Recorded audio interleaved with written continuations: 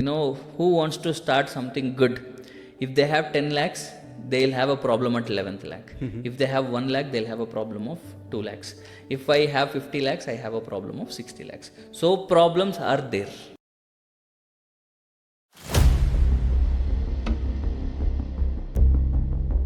People who get into UPSC doesn't know at what time they'll be cracking the examination. Yeah. So for my security purpose, what I thought was, okay, chalo, let me start something. If you keep working this long and if you are not getting personal life, time for personal life, don't you think it is not that good? According to my perspective, if I am choosing this, there is some kick in it. Why did you exactly choose EdTech? Like, for the fees that they are paying, giving this is only so much of like hard thing. So how could we provide material and all? No need, let them go for the examination. That day I realized the person who is in front of the students is different and the person who is sitting in the cabin of his own is different. There I have heard a word called as EdTech.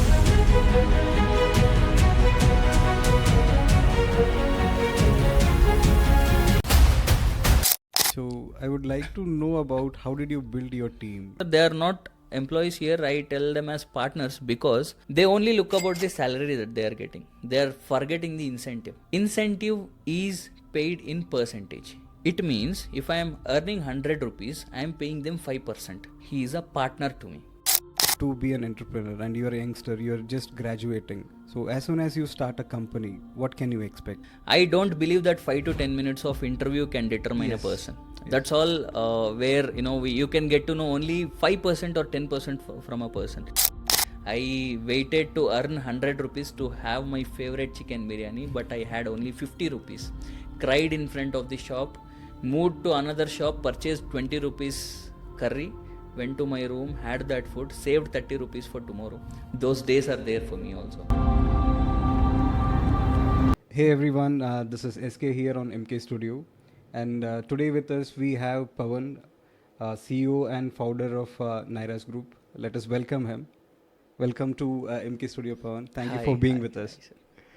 Hi, it is very glad that I'm talking to you right now. So thanks for the invitation. Thank you for coming. So before we get into how you started NYERAS, I want to know about your background. Okay, sure. So generally I am from a very small town named Hindupur from Andhra Pradesh. So my family background, like, it is not much bigger. So they are into government sector. My father is a government supervisor and my mother is also into health sector, health domain only. So basically we were from a very poor background. And then my father was into like struggling hard to get things done. So he has worked in various businesses. He has started many things. And then like today we are in a very good position. Like my father has brought us here. So that's what exact my background is. I have a brother who is also into business. So a very cute family, a small but cute family. So we are almost 6-7 people. Okay, your schooling is all done in Hindupur. Yes. My entire schooling has been in Hindupur. So like basically from the brands called as Sri Chaitanya and Narayana. So then I moved to Geetam University for my bachelor's. Okay, so what did you study in Geetam? So generally Geetam University, I thought I should join something different because my father had very different plans for me. And then again, after coming into the university, of course, like there was some counseling sessions happening, and I thought, okay, my father pushed me into civil engineering. I was a father's person, like favorite child kind of a thing. So whatever he says, I follow. So then I took bachelor's in civil engineering. So it went well. So I have done good in bachelor's in civil engineering. So scored top marks in my bachelor's. Passed out in 2020. Okay, good. That was your COVID batch, I guess. Yes, correct. So what happened after graduating from Geetam? Yeah. So 2020 was my passed out year, exactly on March 21st when I was returning back from Goa with my friends, the final trip every engineering candidate gets into. This news called as COVID has came up and they told 7 days there is no college, you have to move to your places. So as soon as we came, we vacated our hostels, went back to my hometown, and then that seven days got extended to 1 month. 2 months, 6 months, and I have done my graduation from my home. So Okay. even my convocation got done virtually. So Yeah. then I thought, like, as I have told you, my father has had different plans. He wants to get me into any services, like central government services, or into business. Not apart from this, no more options for me. So I thought, okay, let me start my UPSC preparation, which is Union Public Service Commission, held for civil service candidates. And okay, I thought, okay, let me start this, and meanwhile I should have a security for me, because I have done a thorough research where I understood that people who get into UPSC doesn't know at what time they'll be cracking the examination. Yeah. So for my security purpose, what I thought was, okay, chalo, let me start something. So on that idea, in August 2020, I have registered my firm called as the NYERA Groups at the age of 21 at my hometown with customizations. So I have started customizing things like corporate giftings. I used to do printing t-shirts and printing mugs, printing books, pens, all the things, and used to supply in the market. So only one person, that was me, who used to open the one, like, it was 1RK room where I had all my setup. So I open the keys, I sweep, I clean, I do puja, and I start my business. So you are the one man army for One man army. yeah. So I have started it. So every day, like, the rent of that room was 3,000 rupees back then. So I had some savings in my bachelor's, and I have started it like that. So what was your first project and how did you feel about it? First was from a celebrity called as Kondepudi, Yashashvi Kondepudi. You might have heard of it. Yashashvi Kondepudi was a star singer. Okay. So that was the the project which I recognized, because fans were coming to me to have that T-shirt to them, and I have already sent a T-shirt to their home also, like Yashashvi Kondepudi. I have given it as a gift. So I have got good appreciations from them. So then, like, I have done good marketing through my page called as Nyeras Customizations back then, and then I have got good reach. So started taking up more projects, and Geetam was into it. So Geetam students got to know that someone from Geetam is doing this, and has given me orders for Holi and all such events, Kalakriti, NSS, all the T-shirts, like, which they are using currently or from me. You are doing this customization from 2020. I mean the place. From Hindupur. You're doing it from Yes, it was Hindupur. Corona time. I couldn't move anywhere. So I have taken a 1RK at my hometown. That was also my friends. So I have started like that. Okay. Yes. So what happened after that? So then after that, then, like, this lockdown period got over. So my father again, came up with something called as, chalo, now it's time for you to move out of the town, go for your UPSC preparation. So I had many options like Delhi, Hyderabad, and basically Bangalore, which is still coming up for UPSC preparations. So my father asked me to go to Delhi, but I thought, okay, if I go to Delhi, I can't do anything except studying. And I have researched about Delhi's UPSC preparation, like people, how they go mad for Delhi's environment of preparation. So I thought I should not get into this, because I was not so much studious. I was a person who understands, writes something, gets marks. That's all. So I can't simply sit and study. So that environment is not for me. Then I thought, okay, chalo, let's move to Hyderabad so that I'll have opportunities in business as well. Because regional, like, I have good connectivity through language and all the stuff. So I moved to Hyderabad, then into UPSC from our institute in Dilshuk Nagar. So started with UPSC. Parallelly, I was maintaining my customizations business. I have closed the setup. During the time of this, my setup for customizations, I had some contacts from various regions, from Jammu Kashmir, from Delhi. Till now, they are in touch with me. So whatever I get as an order, I was doing it on my own, but now I started giving the subcontracts to people. So subcontracts, I'll just give them, they'll do the work, they'll parcel it. So meanwhile, I was earning it as a part-time for me, as a student. So I was preparing for my UPSC, and then parallelly I was earning also. So this is how I, managed things. And then I thought I should not cut down my education. So I have written an examination called as API set, which is Common Entrance Test for Masters in Andhra Pradesh. So fortunately, it was last minute application actually, if I can tell. I have paid 2,000 rupees extra as late fees and applied for it. And even my father suggested, okay, chalo, go do it, go do MBA. It will be helpful at any point of time. We can't determine it. I have went to Kadapa.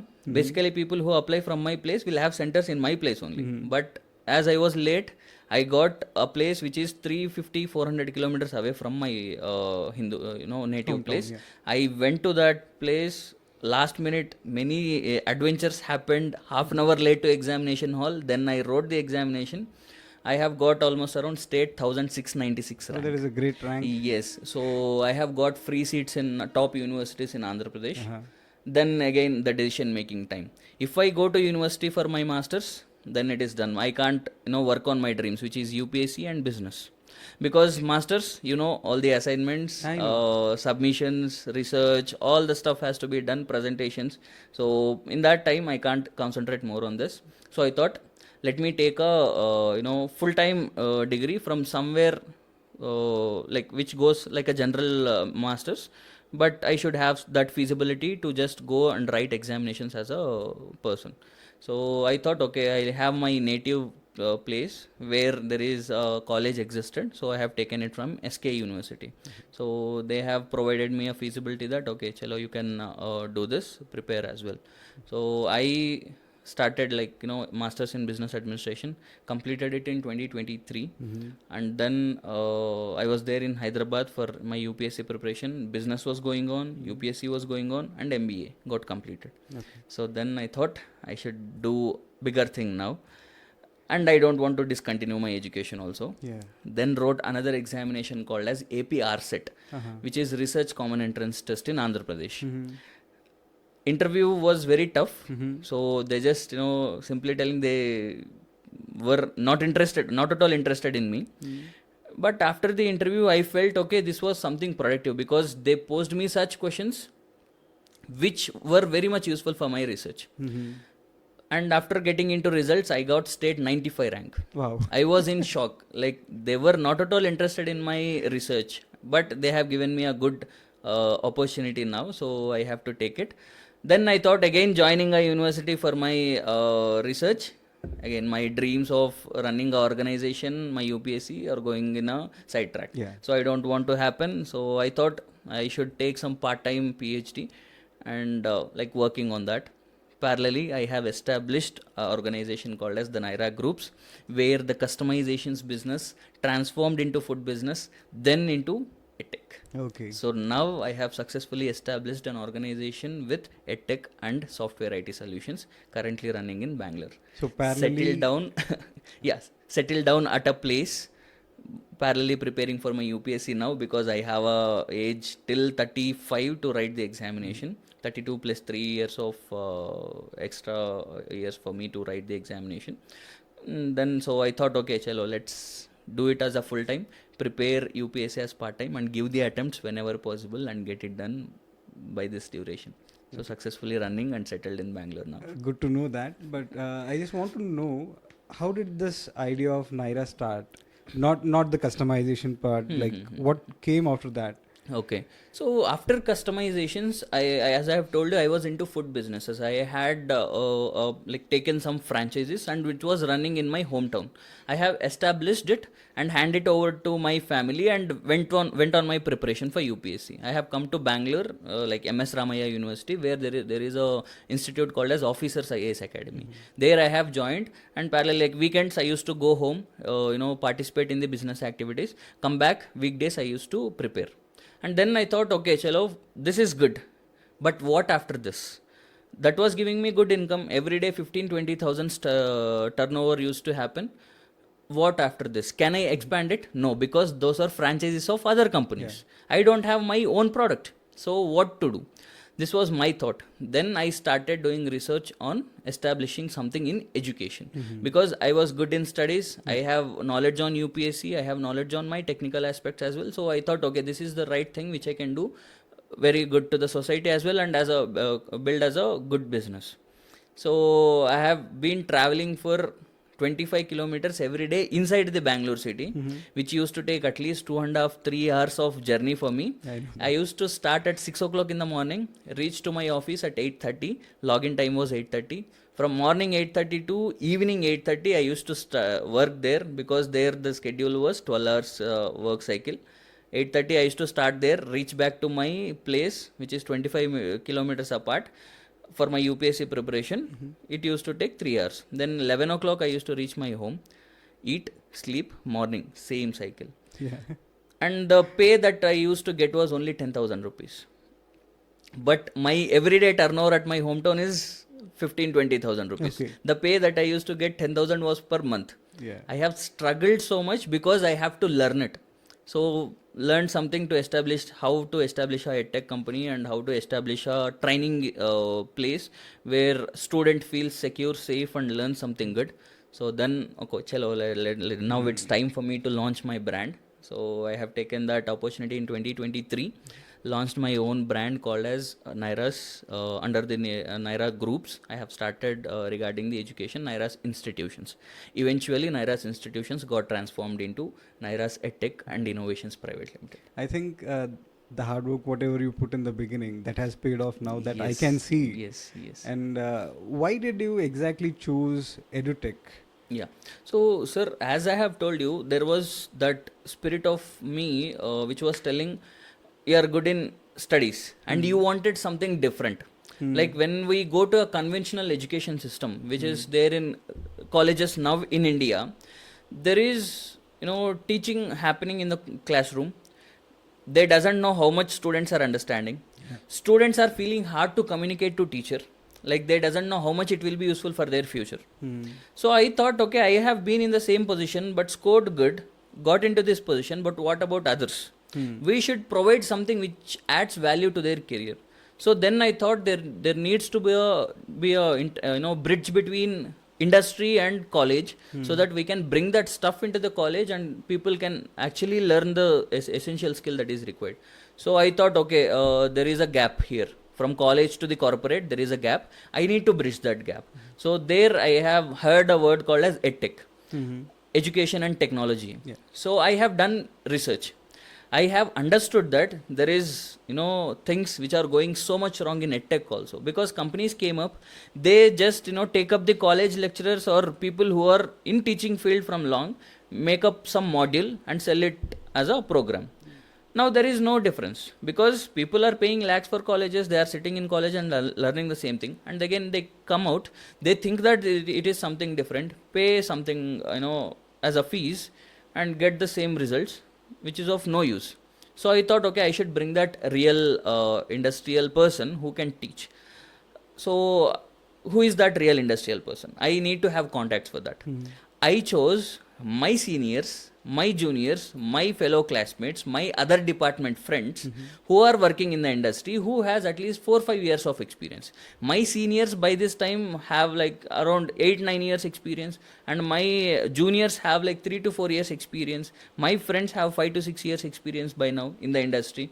Who are all industrial experts? Those people are only. So I chose my people. I have researched who are all working in the industry, what domain they are working, taken up their contacts, had an interaction and told them this is what I wanted to do.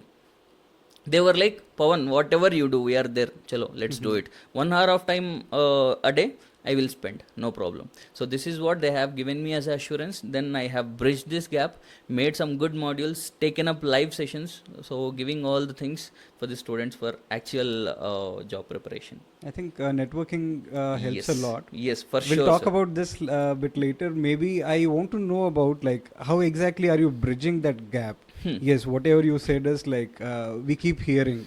Yeah, There is a lot of gap between the academics and the industry, correct. and we are not able to bridge it. So you said that you're doing it. How exactly are you doing that Yeah. part? So what happens is, sir, students after learning something, they need to understand how to do it. Rather than, okay, I have understood it, I'll write it and get 2 marks. They will execute it and capable of explaining someone. This is what actually required for a student. So if they learn about a concept in artificial intelligence, they need to be capable of executing it. The person who has to showcase that execution is an industrial person, and they also needs to have a project in hand to showcase how they can execute it. Correct? So as I told, it is EdTech and also Innovations Private Limited. We take up software projects. Okay. So what kind of a project it is? Either it is a minor project, major project, or any kind of a project it is, we will take from the clients. So we do work on those projects for 3 months, 4 months of duration with our in-house technical team. We solve that problem, do a build that project, deliver it to the customer, and then on the same model we will build a module which can be taught in the classroom, that how to build a particular project. Like for suppose, let us consider a ticket booking platform. So we take up a project like automating ticket booking platform. We do work on that platform and serve it to the client, and then the same project will be taught in the classroom, that how to build a ticket booking platform using artificial intelligence. This is how I am getting that industry insights and that core domain knowledge, and how to execute it in the classroom sessions. So when you say this classroom, is it like you're doing it in the colleges, or you have your own office setup where you Okay. teach the students? And who exactly are these students?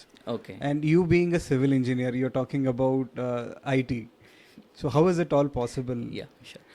See, generally the set of students that we have are the people who are into their final year or pre-final year of their bachelor's, and generally intermediate students are also now very much interested in these things, because they wanted to do something different. Yeah, By their because- bachelor's, they wanted to get settled or build a startup or do something different. So they generally approach us like, we have this idea, can you help out, all these things. So we have this set of traffic to us. And then coming into my educational background, I was a civil engineering candidate, but I was a, I always want to be a all-rounder. Like I wanted to learn about, technical stuff, because all my friends were CSC people, ECE people. I used to maintain a very good batch. Like, I have every particular person, even from MBA. When I was in first year, I used to have friends from MBA who are all like 5 years, 6 years elders than me. So I have this exposure towards each and every subject. The general discussion, whenever that chai pe charcha discussion happens in colleges between friends, there would be like that movie, that hero, that influencer or something like that. But when we used to sit and discuss, we were always into this. Like, can't it be done like this? Can't it be done like this? How come our knowledge can be helpful for this? How did this CEO worked on this? So all this stuff we used to have a discussion. So from then it all started. And now if I talk about my expertise in technology also, even like still I am learning from people who just passed out. I'll ask them, I'll give a problem, ask them to solve it. They will sit in front of me and solving it. I'll in between go to them and ask, how did you do it? What are all the tools that you use? How much is it adaptable to everyone? So all this stuff I am learning likewise. So that's how it is happening, sir. And these students, how do they get in touch with you? So- Do you find the students, or they approach you? How is it? Yeah, it is like two-way communication. We do approach some students for making them understand how this programs or how this projects are going to help them. And students do approach us whenever they require something from their college, because there is a mandatory internship that has to be done in pre-final year and final year of their bachelor's. So for that purpose they approach us. They wanted to learn something good, where we will take up workshops and explain them how it will help them actually, and then they get onboarded. And we will also do marketing stuff. We will explain, get those leads from colleges, explain them how it is useful. And we are also into two set of training programs. One is online training program and offline training program. Online training program typically happens from our application. It is NYERAS from Play Store, and we have a organization code and all, so people can log in into it and learn the stuff. And then offline program, we have our offline setup in Bangalore, in HSR layout, and we are recently thought of shifting to very nicest place than the previous place. So people can directly come to our corporate office rather than going to a classroom setup. We invite them to our corporate office, where there is a software environment. Like they will feel that, okay, we are coming to office and working here. So that's what it is. We create that feasibility and adaptability to the candidate from the initial stages itself. So we have that kind of a setup, and people come there, sit with the industrial expert and learn. And we can also go into colleges. We are also going into colleges for CRT programs like campus recruitment training programs. We do train students for various domains and technologies depending on the campus placements. Like whenever there is a company coming into the campus, for suppose let us consider Accenture. So what kind of a domain that they choose from a particular candidate and what kind of a training that is required for the candidate will be made as an analysis. So on that analysis, we will derive some deliverables which can be made to that college, and we get into that college, send our industrial expert for 1 month, 1 week. So whatever the time duration that college permits us, so we'll deliver the things to the students directly. So now the NYERA is doing the project consultancy to the Yes. IT industries, Yes. and you're also doing CRT, Yes. and you're giving internship to the students. Students. Okay, Correct. great.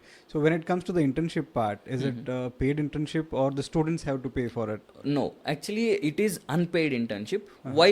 Because I just wanted to give a clarity. Generally, we get inquiries from students that, sir, can I get a stipend? Can I get stipend of 15,000, 20,000, 30,000? And they expect internships from multinational companies like Google, Microsoft, and all those stuff. Before that, I suggest students to question themselves. Do you have that skill set to get placed in an organization as an intern? Help them and get that money out of it. Or do you have such skill set to get into a multinational company where there is international competition happening from various states and various cities globally, and you as a person, are you capable of cracking that job with your skill set? This is the primary question students should have, and after he clears that question by himself, he should be coming out with this thing called as getting a stipend based internship. Till then you have to spend your money to learn things, and that real skill set I will teach you. I will give you that real skill set. Do come to me, pay that little amount which you are spending outside, like for a course or some module. Do pay that same amount here, learn these industrial expertise modules, and get things done. This is what I wanted to suggest to students regarding internships particularly. Right. And coming to the CRTs, are you doing only the technical training part, or you're picking up the other parts of CRT? So generally campus recruitment training would involve both things, sir. It involves soft skills and it involves technical skills which has to be taught. So soft skills, coming to soft skills, we do conduct classes for the aptitude, reasoning, all those stuff, and we do conduct classes for communications, group discussions. So all this will be taken care by us. We have special mentors for that who has almost 12-15 years experience in the industry. We send them to the campus for 1 week of training, but major portion of our training would be on technical skills, because that's where the actual examination or actual understanding of a candidate suitability for the profile happens. So we do majorly focus on technical skills such as basic programming language, which is necessary for any person to get into IT industry, and core technical knowledge for civil engineering, mechanical engineering, and all that core branch people. So they have to have that basic knowledge on all the stuff. So we start from basics, build up their basics first, ask them to do some projects on basics first, and then get into the advanced stuff where they can do miracles. So that's how the curriculum has been determined. Rather than delivering A to Z at a time, what we do is we'll stop in between and then teach them how to execute whatever they have learned till then, and then go with the advanced concepts. Yes, that's how it goes. Like you brought in the concept of bringing the industry expert, and I mean the real-time project experience to the students in the internship. Yes. Why don't you think, like, if the same thing can be done in the CRT, it will be useful?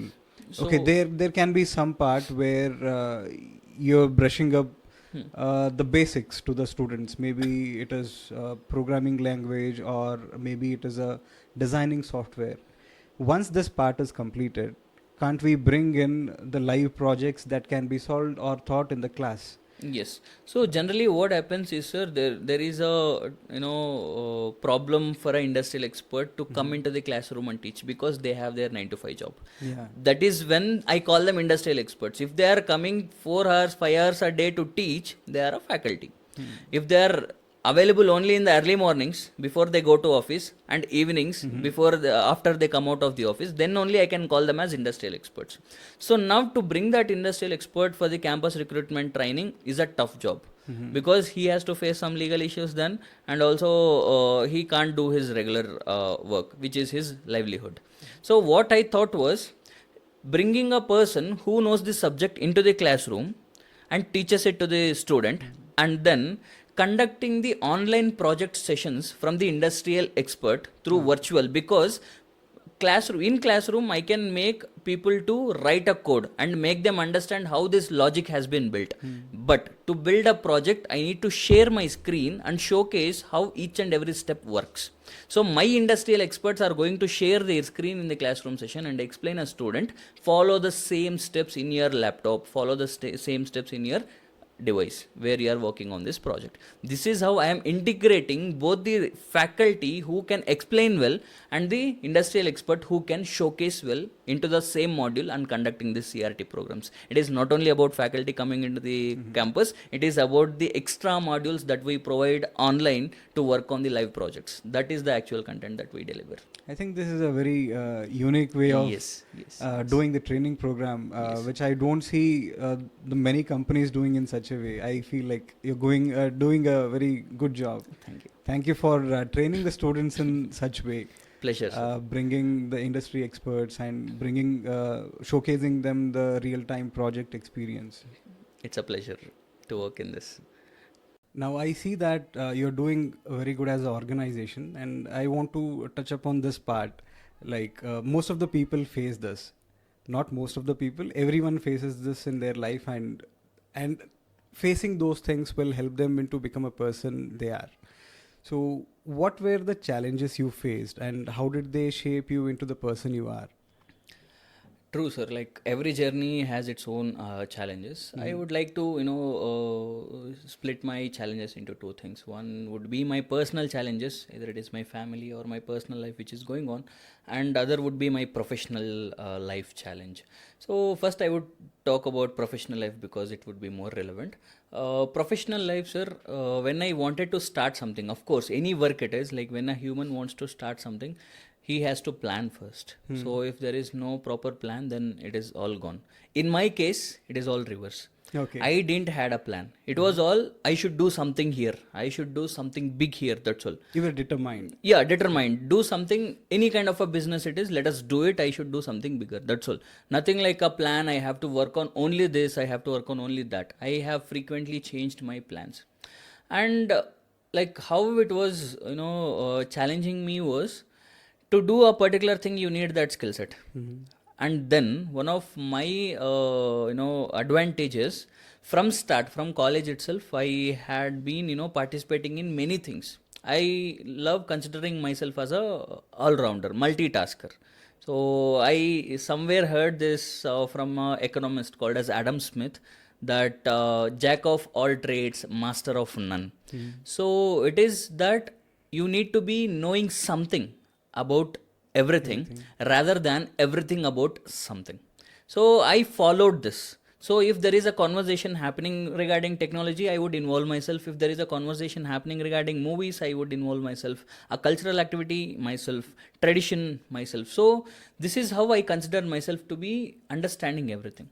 This gave me an advantage to cross that limitation. And the other challenge which I would love to tell it now is, if you chose a profession, in that profession there are big game players. Yeah. So as a person, you're coming up with a startup idea, because I see many young minds are coming up with startup ideas nowadays. You are just in your final years or third years of your graduation and you come up with a startup idea, but someone would have already done triple masters in that idea. So maybe 15 years, 13 years, 12 years into that idea and doing very good business. To give the competition, to face that challenge, you need to be prepared first. So for that preparation, spend a very good time. It is not that, okay, you are in final year, you have got the idea, you have to launch it. Take time, prepare yourself, understand it. What difference that you make from the competitor, that actually determines about you. So it is not like, okay, I have done it without any plan and you have to do it. No, it can't happen. Please do plan priorly. At least a little bit of planning is necessary. This is what I suggest. And when I got this idea of starting the EdTech and getting into colleges, training them, I have approached many people. I have been to the top principals or chancellors of the colleges, sat in front of them and explained what I wanted to do. Faced all the backlash. Everything I put up in front of them has a question mark. and that authority of taking a decision of them crushed my creativity. So I thought, okay, these people are educated. I go to them and explain them what I want to do, and they'll understand. But ultimately, most of those people are money minded, and they were like, what is for you and what is for me, rather than thinking about my ideology and how it is useful for the society and student community. This was a biggest challenge which I have faced. From then I stopped approaching people and started making people approach me. Rather than going to people and begging, let us make them to come to me and ask what you are doing, and give them the thing. If you ask me how did you do it, I start creating the buzz, like how we actually want to do it. I'll do it in a larger way rather than initiating it smaller. I'll do it in a larger way, launch it in a grandier way, so that people will understand that okay, this is what something good happening, so let us see how it is going. This ideology came to me with one example of Red Bull. You might have heard about it in Instagram or any kind of a reels. Red Bull has used this strategy. They have put up a Red Bull showroom to sell, but there were very less number of sales as they have expected. But what they did was they have thrown out empty cans of Red Bull in and around the city. Then sales has increased. This is a strategy of making the wider marketing, like rather than selling the product, creating a mindset that this product is viable. This product is something good. If we make the customer understand that this product is something good, it is easy for us to sell that product. So that's what the strategy I use. I make the student understand the utility of the program that I'm giving to him. So this is how I solved that problem, and then now colleges are coming to me. And sir, I just wanted to mention, you have posed a question prior that how did you get this idea to start something in education sector. Previously, I was into an institute working as marketing head and research and development head for that institution for my UPSC preparation. There, sir, I have eventually become a faculty. I was teaching something called as economics in the classroom for groups preparation candidates. Like they were asking me a material, like sir, your class, you are teaching it and making us write it, so we have got the material. History is also going good, they are giving us the material, but science and technology, we are not getting the material. I have asked the institution management that, sir, this is the requirement of them. They have the examinations coming in 2 months, so please do provide them the material for preparation. Then after 2 months, when my session of revisions came in, I went to the class and the same problem, arrived from the student side. It was hardly 1 week of time for the examination. I have demanded the institution, please do provide the subject material. But after 3 to 4 days, I again went to the classroom. They were like, sir, we didn't get the material. That made me, so much of, I felt very bad about it. I went to the management and asked, sir, like they need a material. It is only 2 days of time. At least now give the important notes. They will study it and go for the examination very well. I was like, for the fees that they are paying, giving this is only so much of, like hard thing. So how could we provide material and all? No need, let them go for the examination like this only.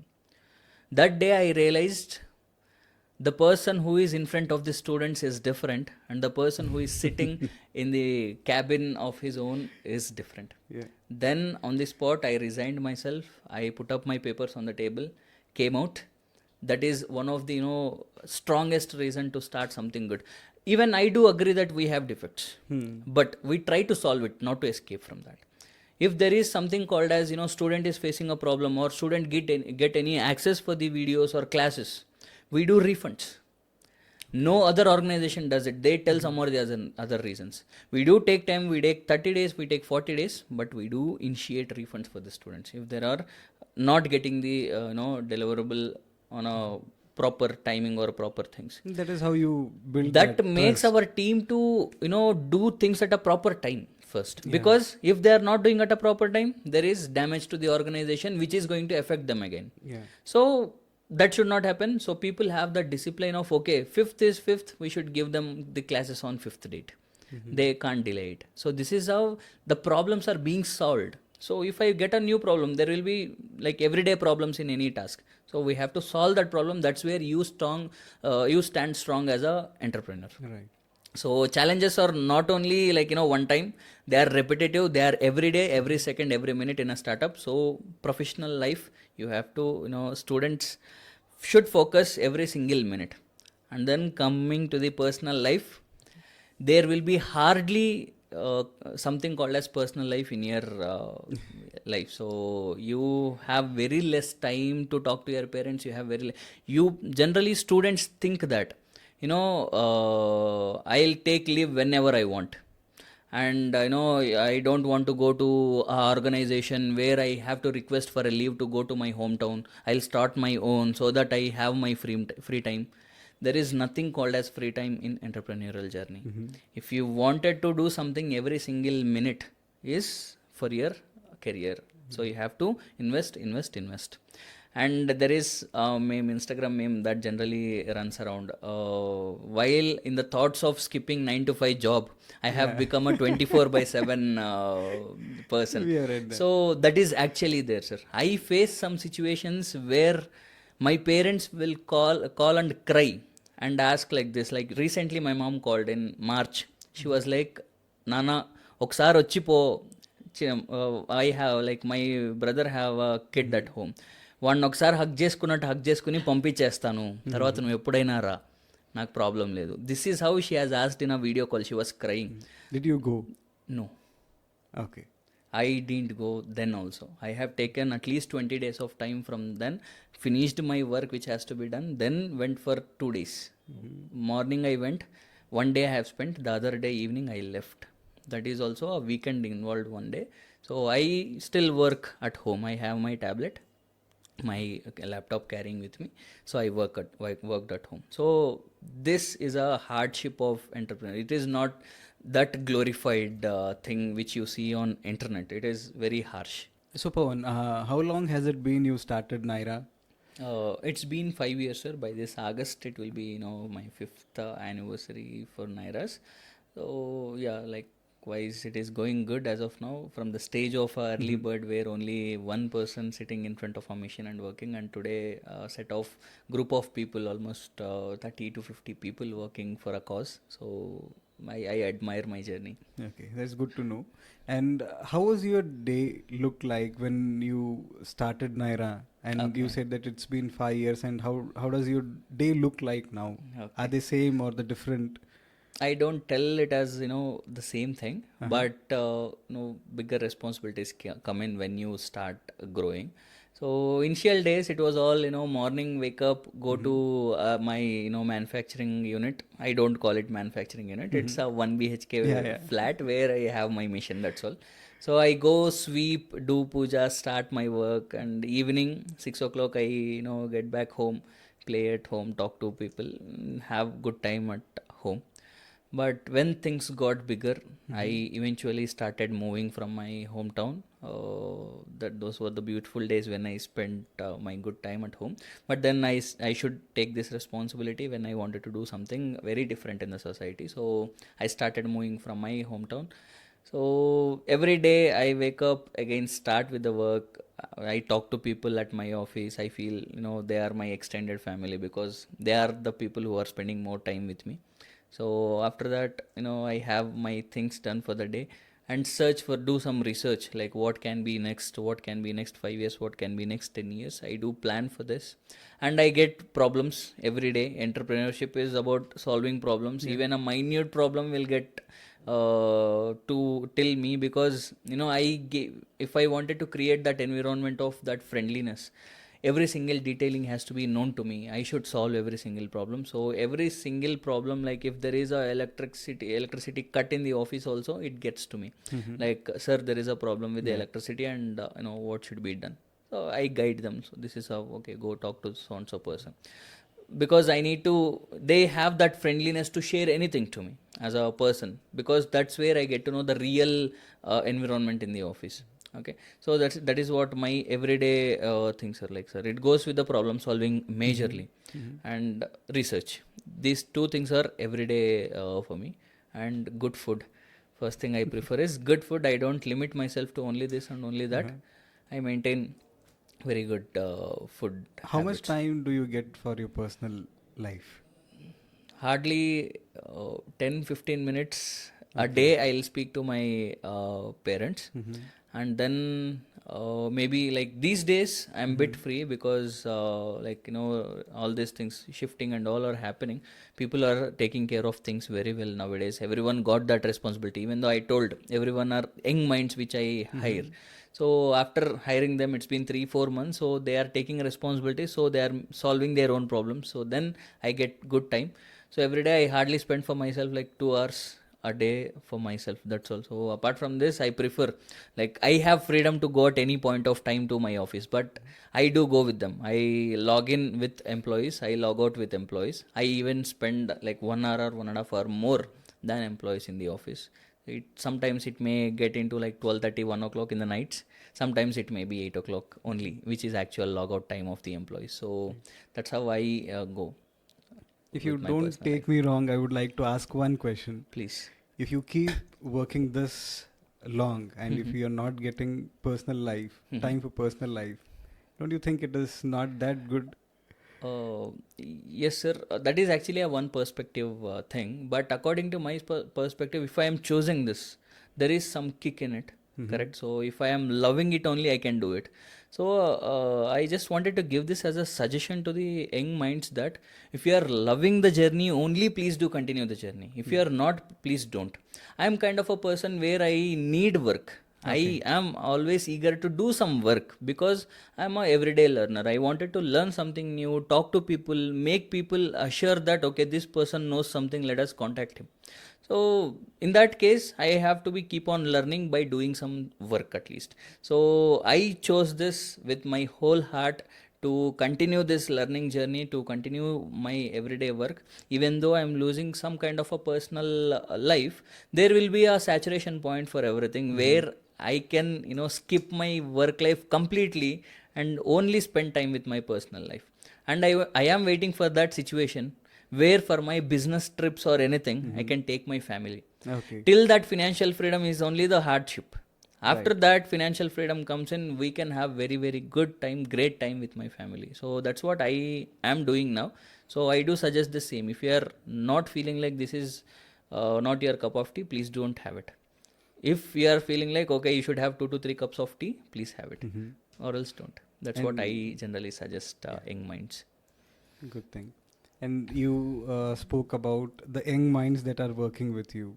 So I would like to know about how did you build your team, and what is like how many people are there in your team, and how do you choose them to be with you or to work with you? Okay, so my team generally consists of various departments which needs creativity, and my team also consists of the repetitive works which doesn't want creativity also.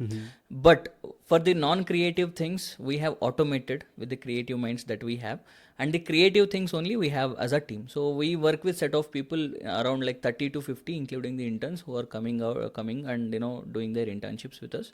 So what we do is, sir, like we have various set of groups, one for sales, one for operations, one for technical, one for administration, one for marketing and all. So everyone are fresh minds, like they have such zeal that okay, if someone guides me like this, I can do this. They have that zeal. In our early stages, in my early stage particularly, no one has given me this chance of implementing what I wanted to do. Generally I maintain this work culture in the office where I give complete freedom. If I tell someone to do that task, I don't put up limitations, I don't put up points like which they have to follow. I tell, I wanted to do this, you do it. If they are doing any mistake, I have rights to go and correct it. Okay, and if they are not capable of doing it, I'll go and correct it. I'll go support them, and I should not limit themselves. And if they are doing it in a very right way, those creative minds can create miracles in the office. So that's what I prefer. I wanted to take risk with them also. No problem, because none has taken risk with me, so I have to start giving things to my people. And me as a person in the college is completely different. I'll tell you an example. Like I have hired a person when I have established my office in Bangalore. So it was my first office. I have hired a person into the sales team. He was a super junior to me in the college. he heard about, okay, CEO is from your college, he knows CEO is so and so, his name is this, his place is this, everything he knows. After he enters into the organization, after 3 to 4 months, I generally give that freedom to confess anything to me. He has confessed one thing. He called me Anna. It was non-office time. So he told, Anna, నేను నీకు ఒకటి చెప్పాలి. I told చెప్పు. అన్న, కాలేజ్లో నిన్ను చూసిందే వేరేలాగా, ఇక్కడ నిన్ను చూసిందే వేరేలాగా, నువ్వేమనుకోనంటే నీకు ఒకటి చెప్తాను, చెప్పు అని చెప్పాను sir. So can you translate this in English so that? Yeah, he was like, in college you are something different, but here I observe something different from you. Can I tell you something, if you don't mind? He asked. I was like, okay, please do tell. He was like, అసలు వీడేనా college company పెట్టింది అనే feeling వచ్చిందన్న నాకు. First నేను చూడంగానే వీడు company పెట్టాడా అనే ఫీలింగ్ వచ్చింది. Is this guy has started this organization, this is what I felt in the start. Like he was confessing it to me. I told, what is wrong? In college you are 2 buttons like opened, Completely different, no personality. ID card, no in-shirt, nothing. Whenever I see, you will be roaming around the campus, not single time in the classroom, never listens to anyone, and now you have started something. I told, in this 3 months, have you got your ID card? Have you are you been wearing your ID card? He was like, no. Why is this? I asked. He was like, I don't know, because I don't want anyone to wear ID cards here. I have to recognize you. I know you personally. I know Vimal.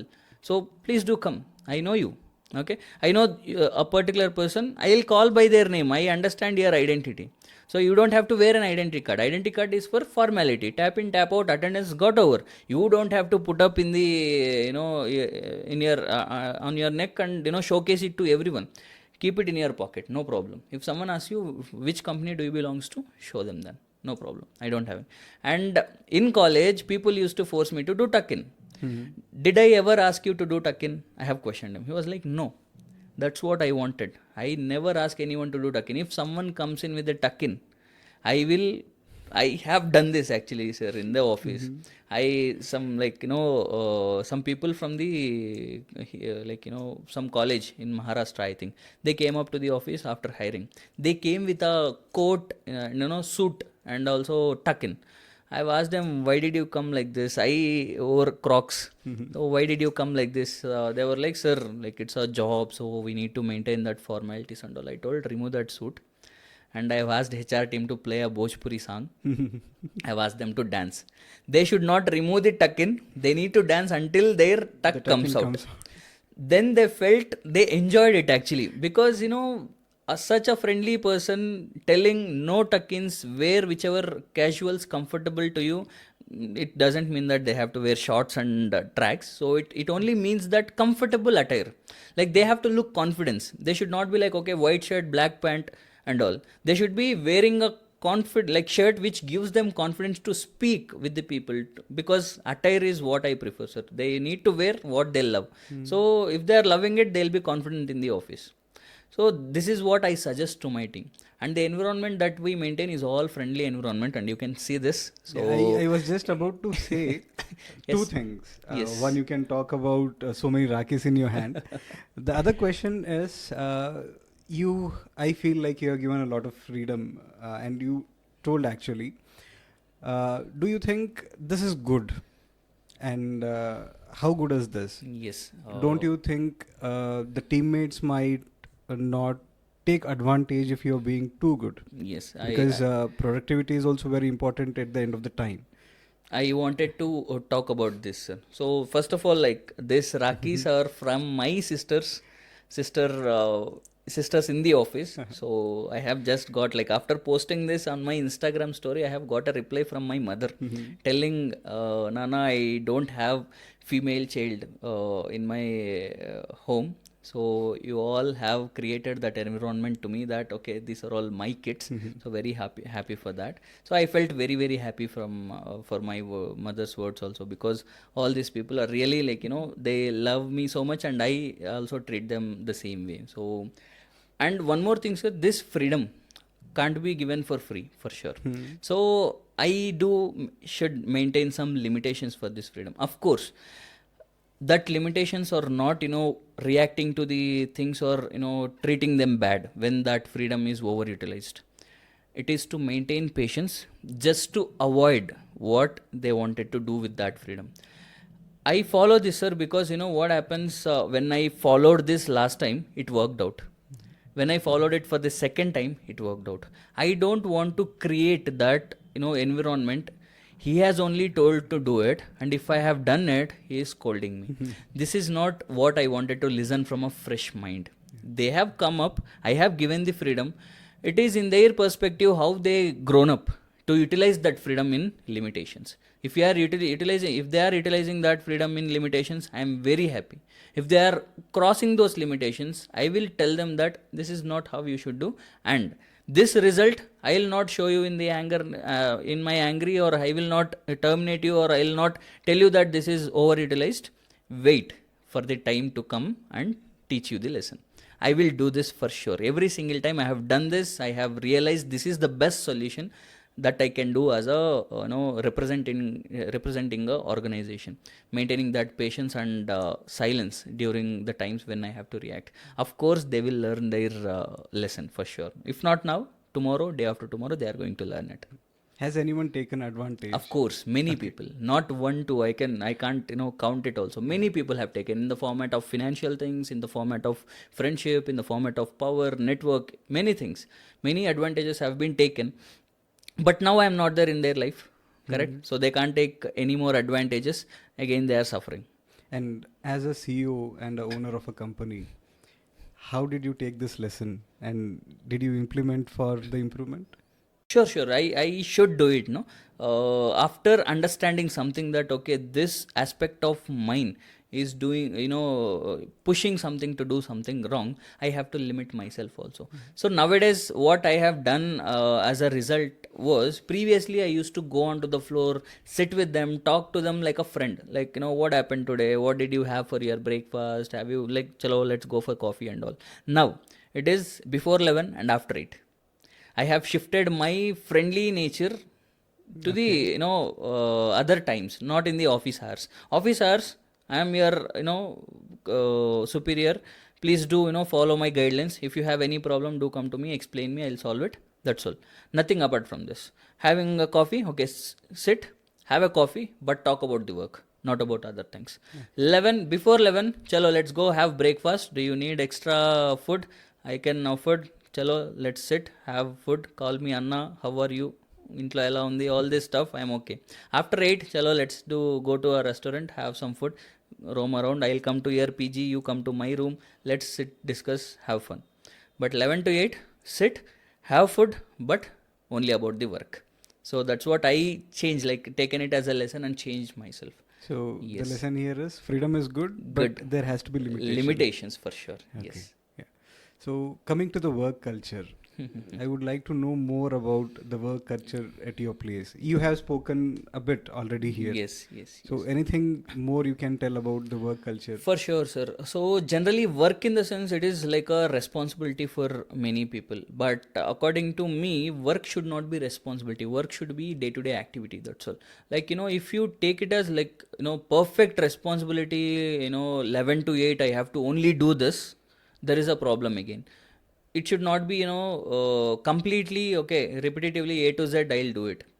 It should be learning. Like, you should build some words with those letters also. Like, instead of reading A to Z continuously, what is B? B for, something called as ball, bat.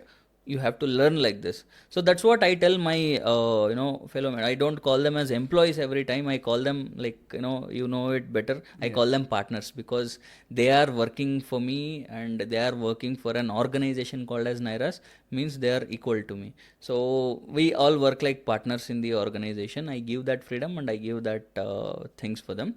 So I ask them, instead of working every single time, spend time learning, so that can be implemented tomorrow. So today, instead of talking to 100 people, learn what those 100 people are asking you. Tomorrow implement it, and tomorrow answer those questions. You will have your work done. And particularly sales teams, sir, every organization treats sales teams with pressure and all those stuff. What we generally do is, we maintain that friendly nature with sales team to make them understand the tips and tricks of sales. Like how do you have to communicate to a particular candidate with these tips and tricks, rather than asking them what is happening, why can't you take it, all this stuff. Explain them the necessity. This is what actually required. Instead of pushing them to do punch 5 sales today, push them to do punch 5 sales tomorrow by making them learn today. This is what we generally follow. We give that complete support. So what I tell them is like, sir, they are not employees here. I tell them as partners, because they only look about the salary that they are getting. They are forgetting the incentive. Incentive is paid in percentage. It means if I am earning 100 rupees, I am paying them 5%. He is a partner to me, because he is earning something in percentage. If some person is earning something in percentage, he is a partner to me, right? So my every single BDA is a partner to me. That's what I tell. If you are earning, I am paying you, that's for sure. So you are a partner to me. In that movie, if you can observe Pushpa movie, so he'll tell, I'll give you 5 lakhs per load. He will ask, no need of 5 lakhs, pay me only 4%. He'll ask, like 4% is only 4 lakhs. I am telling I'll pay you 5 lakhs. He'll tell, no, I need it in percentage, because he wants to become partner Pushpa rather than being Pushpa. So that's what I tell. If people realize that, okay, I am being treated here as a person who has a designation, like who has this rights and responsibilities, chalo, let's work for this. This is what the feeling that I give to an person in my organization. That's how I treat every single person. So they feel that this is our organization, we have to work for it and we have to grow it, and then we will grow eventually. This is what they feel, according to the organization. I feel the same thing. If you feel respected in the workplace, so you put all your efforts. Correct. Exactly. And again, one more question, because Please. you said young minds. So everyone is youngster in your team? Of course, sir. Our average age group of our team is almost around 24. Okay. That's all, okay. 23, 24. So how easy or difficult is it to work with such young minds? Because we see a lot of stuffs on internet these days talking about the young minds. So even you're very young. So how do you feel? Generally, sir, I have a perspective when I was preparing for my UPSC. Managing the UPSC board is the toughest task during the interview, because the age group that is sitting in the UPSC board is almost around above 50, for sure above 50. Then when I entered into business, when I started hiring the young minds into the office, I felt 2 times tough than managing that interview board, because people in the board of UPSC will not get manipulated by anything, or don't have their influence. They only speak about their experiences. Whatever their life experience gave them, they speak about it, they suggest that. But young minds get influenced by many things. If someone comes and tells, see, why you are here, you can get 1 lakh rupees tomorrow over there, they get influenced.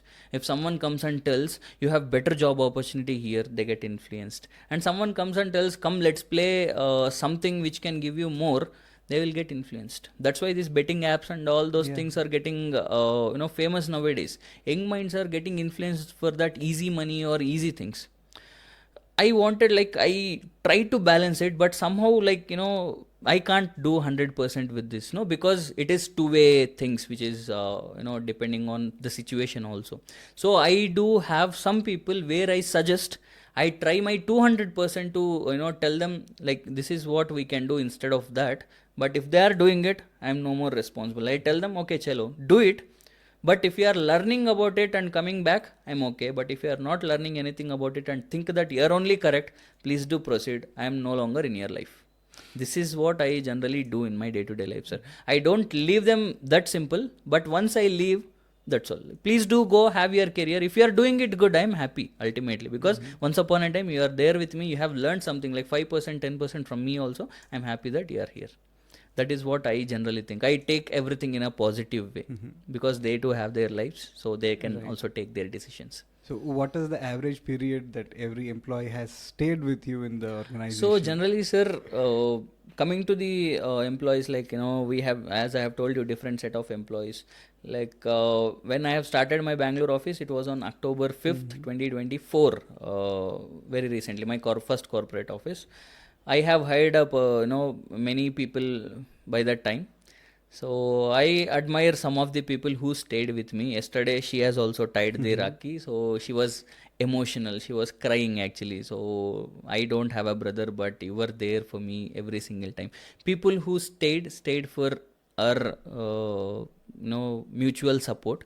People who left, they went with their career and they wanted to go. I don't tell anyone to stay with me, sir. For sure, that is, every single person who comes in will have an interaction with me during orientation or the other time. I will mention first, regarding the tuck-in, which they don't have to do, regarding the ID card, which they don't have to wear any time. Like, I'll give the sessions, and immediately what I'll tell them is, I don't think that you will be continuing with me for next 30 years. Tomorrow someone can pay you good. Yeah. But till that time, learn something good which can be demanded from them also. Like, if you are doing good here, you can demand more there. Okay, go there and help me out. I don't have any problem. But being here, you have to learn. This is what I suggest. So I don't mind that, okay, people are leaving and people are coming. I don't keep a count on it. I only calculate how much they are learning from here. That's all. Okay. Yes. After listening to all those things, I'm feeling like to visit your office once I'm happily and welcoming meet you. the people and talk to them and know how they are feeling about the workplace. Please. Because I have always dreamed about a workplace which looks like this, where you don't put pressure on your teammates to get the work output. Rather than doing that, you can create an environment where it is very peaceful, respectable, and people will feel loud to give that work output. Yes. So I indeed fired many people who has spoke those rash words towards the employees. Yeah. If you are, making them sit with you and making them understand how to do it and telling them this is your target and you have to achieve it is different, and scolding them is different. I literally hired 2 to 3 managers who were doing this. I have fired them on spot. Like, I have got the complaint, I fired them. So this is how it goes when it comes to me particularly. That self-respect has to be given to anyone. Yes. I'm very much happy yes, sir, that and you are doing this. Yeah, like, during regarding the office space, like, we are recently shifting to a new office which is 3 times bigger than the old office, which can accommodate almost 100 people into the office. So it will be very soon, maybe on August 17th or 18th. So I will invite you officially. Congratulations! For that. Please do first come, time. and I also invite the audience, like, who are all interested. You can please anytime visit to our office. You don't have to take any pass or book an appointment. Directly straight walk into the office. You can text to a mail ID that I have arrived at the office, and also contact the contact number which will be given to you as a personal professional contact. Do come to the office, visit, talk to people, understand what they are doing, and also understand what you have to do in your life. That's for free. You don't have to pay anything for this. And before we end this podcast, I have a few questions. And before those few questions, I have one question, because most of the people dream of working in a company like this, where you are given a freedom, where there is scope for learning, and respected as a partner, right?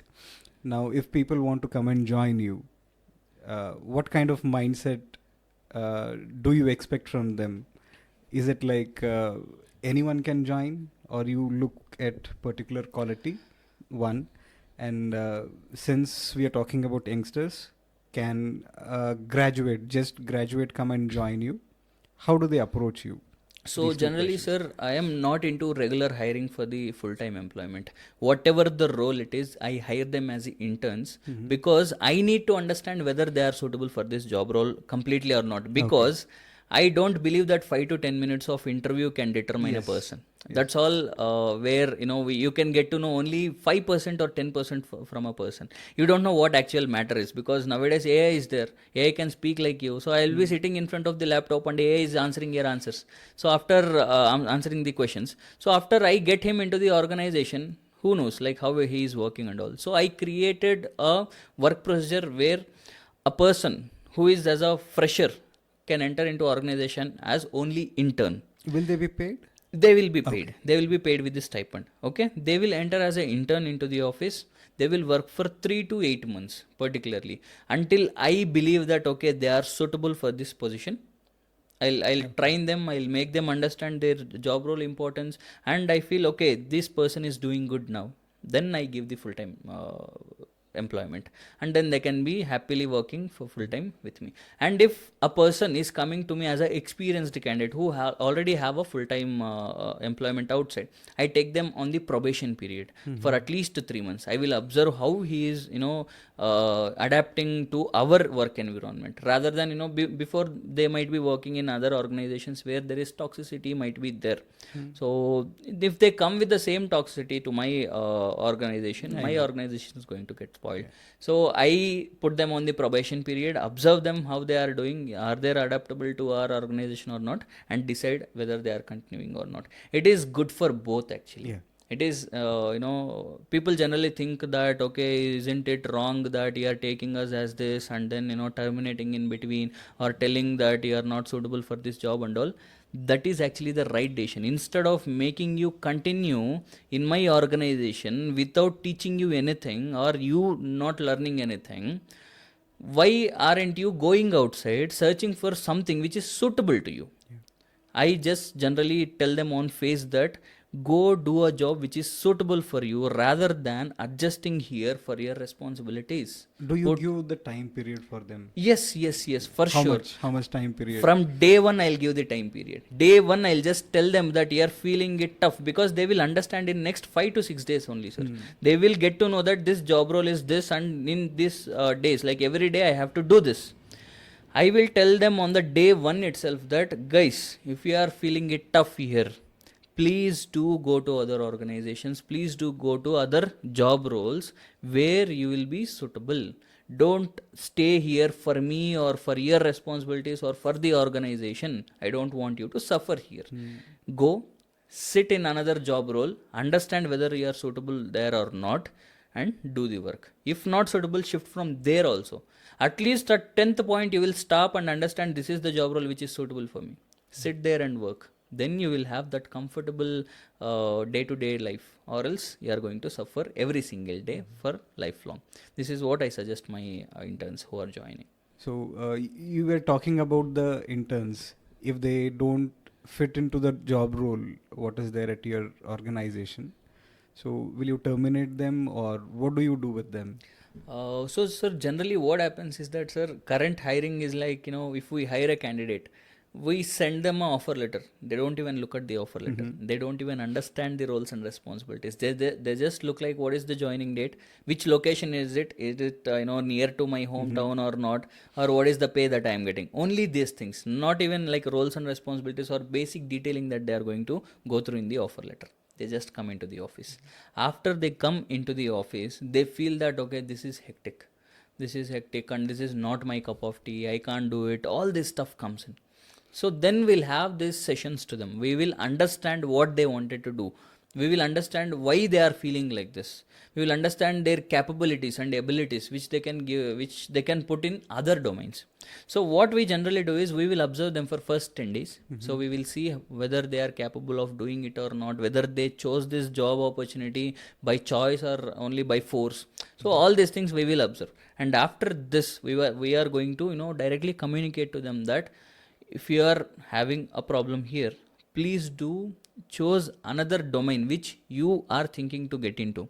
For that, we are ready to give any kind of a support, because we are into these things, right? We are into supporting students for their better careers. So if we are supporting a unknown student for their career, why can't I support someone who has traveled with me for 10 days, 1 month, 2 months at least? Okay. So this is what we do. We do give that mentorship and guidance towards their better career. We do showcase like these are the vacancies that are there. Do you need any recommendations from my side to get into those vacancies and work for that? All these things happens if they are informing us that this is what they wanted to do. And if they are except absconding from the organization. If they put up a good resignation and the proper reason, we are going to do any kind of a support for them for their better career. And I have like many contacts who has left the organization but still calls today and tells, sir, we have something to help Nyeras, we are doing on this, so this is how I can help you, I have a client who can give this project to you. So all these things comes in when I maintain this cordial relationship with a person. So that's what I generally prefer doing it, sir. So my organization entire runs on this ethical and humanistic feelings rather than that bossism. So we do follow this. There was a lot to learn from you. Thank you. So Pavan, productivity is very important for any organization for sustaining their business. So how do you maintain it? Good, sir. Like I look about productivity as a primary perspective of business, because if no productivity, no business. Yeah. So, sir, productivity generally happens in two ways. One is making them do the work, Yeah. and one is sitting with them and working on it. So instead of the first option where I pressure people to do the work, I involve myself into the work and make them, okay, the person who is sitting at that position is working with us, why can't we? They get this feeling. So this is what I do. Rather than taking up those, meetings in the capsules, I'll take them out. Come, let us have some chai. Let's go have some dinner. Chalo, tell me what's the problem now. What are you facing as a difficulty in your day-to-day work? Now, how could it be solved? Tomorrow morning, if they want to come to office at 11 o'clock, I'll be there at 10:50.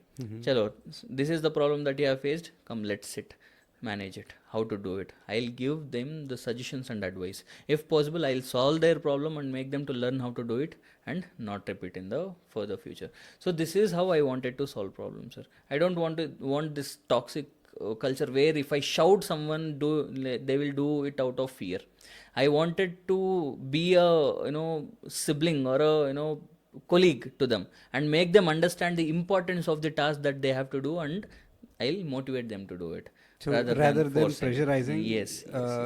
you sit together, Correct. work as a team. Correct.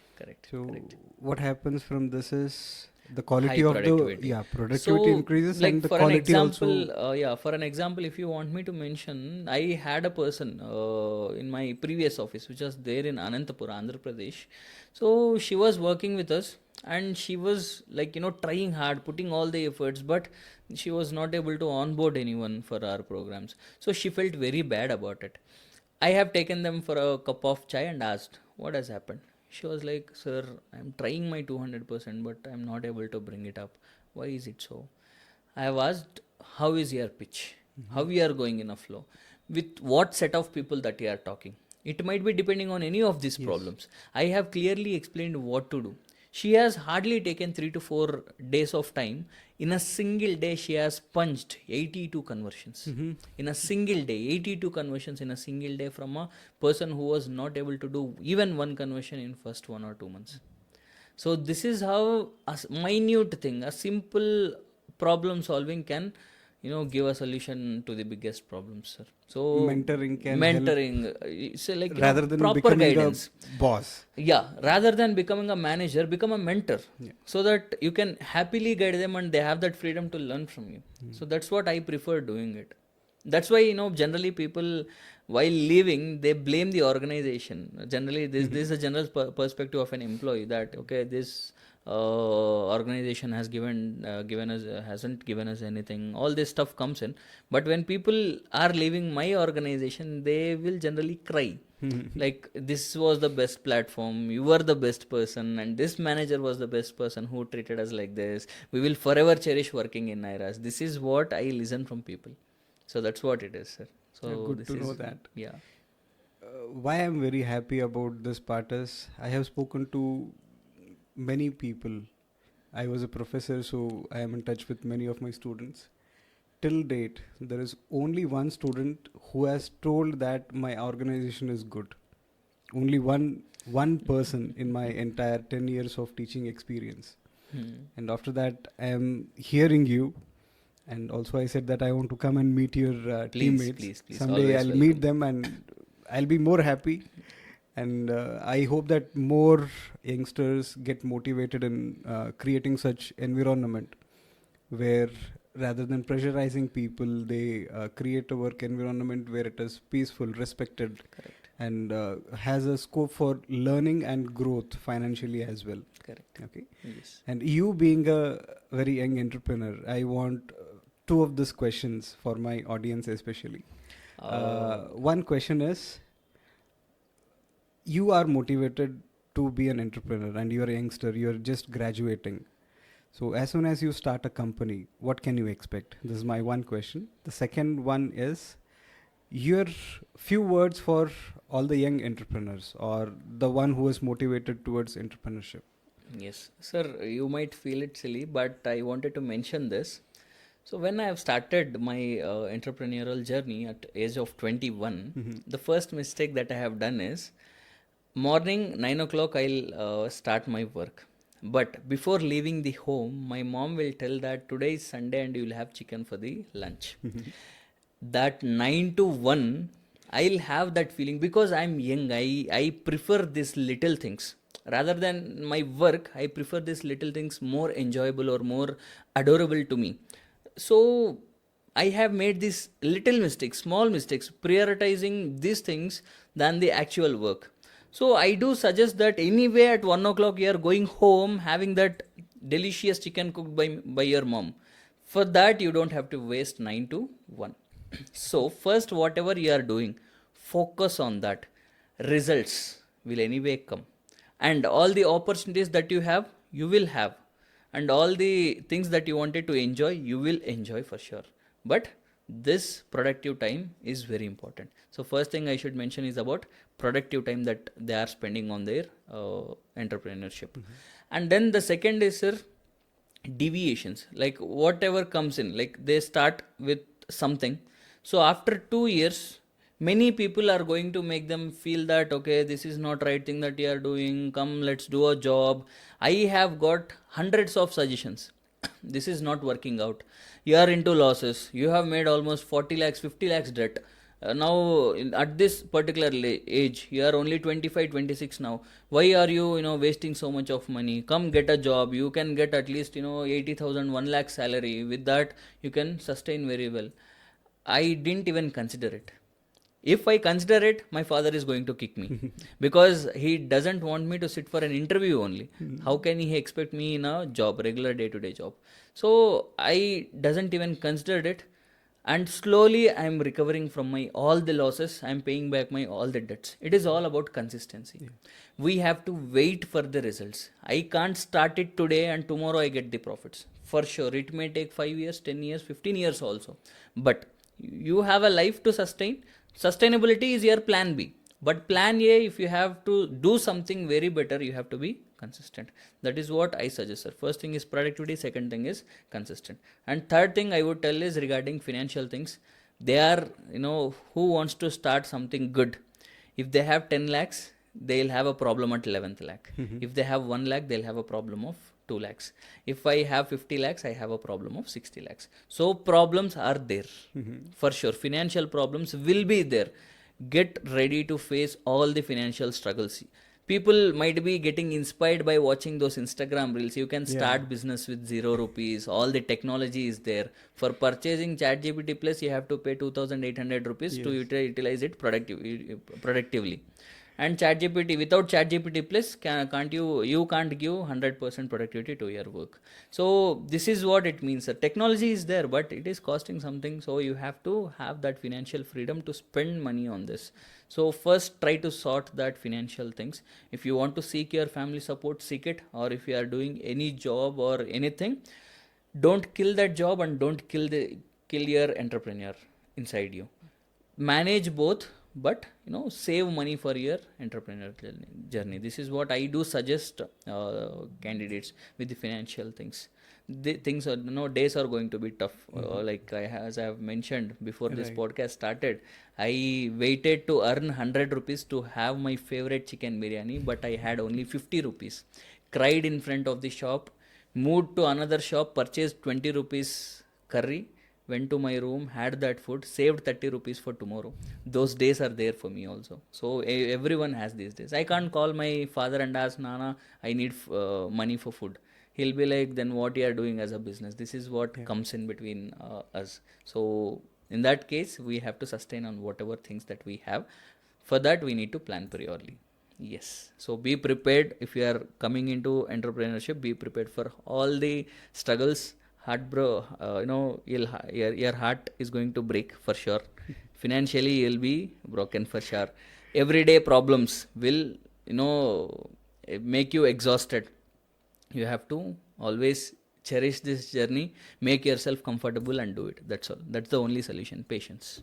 So problems are always there Yes. in entrepreneurship. Yes. But only thing is don't have to give up. Yes. Work consistently, and That's someday you are going to have that For sure. results. Yes. Okay.